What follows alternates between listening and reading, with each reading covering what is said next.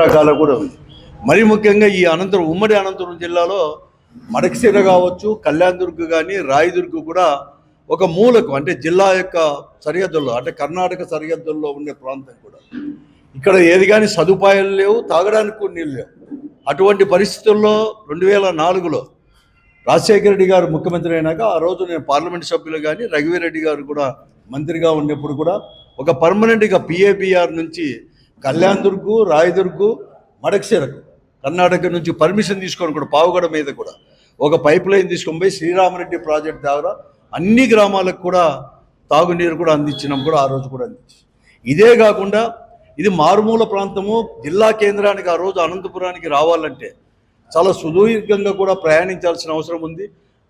చాలా పేదవారు కూడా ఇంత దూరం రావాలంటే కష్టం అని చెప్పేసి ఆ రోజు గట్టిగా మేము పార్లమెంట్ సభ్యులు కానీ మంత్రి గారు కూడా ఆ రోజు రఘువీరెడ్డి గారు అంతా కూడా అలాగే వేణుగోపాల్ రెడ్డి గారు తర్వాత మేమందరూ కూడా గట్టిగా బట్టి ఆ రోజు ప్రభుత్వం పైన మరి ముఖ్యంగా ముఖ్యమంత్రి గారిని కూడా ఒప్పించి ఒక డివిజనల్ పోలీస్ ఆఫీస్ అంటే డిఎస్పీ స్థాయిలో డివిజనల్ పోలీస్ ఆఫీస్ అనేది కూడా కళ్యాణదుర్గ్ హెడ్ క్వార్టర్స్గా రాయదుర్గ్, కళ్యాణదుర్గ్ తీసుకొని రావడం.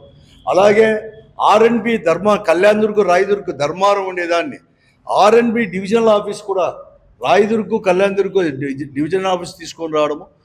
ఆర్డీఓ ఆఫీస్ కూడా అక్కడ రెవెన్యూ డివిజనల్ ఆఫీస్ కూడా కళ్యాణదుర్గ్, రాయదుర్గ్ కలిపి కళ్యాణదుర్గ్ తీసుకొని రావడము.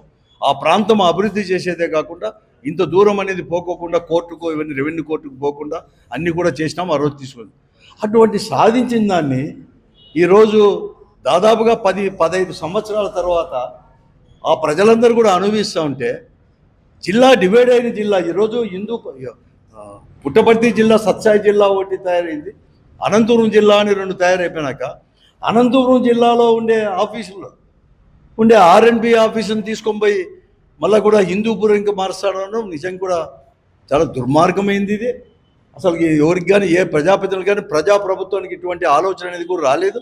అదనంగా తీసుకొని రావాలా, హిందూపురం తీసుకొని రండి, మేమంతా కూడా సపోర్ట్ చేస్తాం, దాన్ని తీసుకొని రావాల్సిన అవసరం కూడా ఉంది. అంతేగాని మీరు కళ్యాణదుర్గ్లో ఉండే ఆఫీసుని తీసుకొని పోయి అక్కడ తీసుకొని రావడం, కనీసం కళ్యాణదుర్గ్ శాసనసభ్యుడు కావచ్చు, రాయదుర్గ్ శాసనసభ్యుడు కావచ్చు, దీనిపైన ఎక్కడ కానీ నోరు కూడా విప్పలేని పరిస్థితి ఈరోజు కూడా ఉంది. మంత్రి గారు ఉన్నారు, ఇక్కడ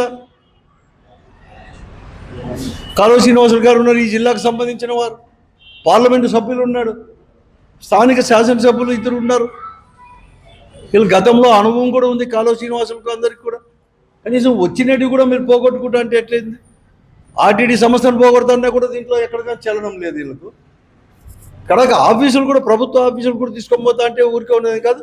దీన్ని వైఎస్ఆర్ కాంగ్రెస్ పార్టీ తీవ్రంగా కూడా పరిగణిస్తూ ఉంది జిల్లాలో. అంతేకాదు అక్కడ ఉండే ప్రాంత ప్రజలు కూడా చేస్తున్నారు దీన్ని కూడా వెంటనే కూడా, ఎందుకంటే అసెంబ్లీ జరుగుతూ ఉంది అంతేకాటి వెంటనే కూడా అక్కడ చెప్పేసి ఇంకొకటి కావాలంటే హిందూపూర్లో చేయండి, కానీ దీన్ని మాత్రం తరలించడానికి ఎవరు కానీ కళ్యాణదుర్గ్ ప్రజలు కావచ్చు, రాయదుర్గ్ ప్రజలు కూడా ఎవరు కానీ ఒప్పుకోమో మా పార్టీతో పాటు కూడా అని చెప్పేసి ఈ సపరేట్ న్యూస్ చేయండి ఒక ఫోటో.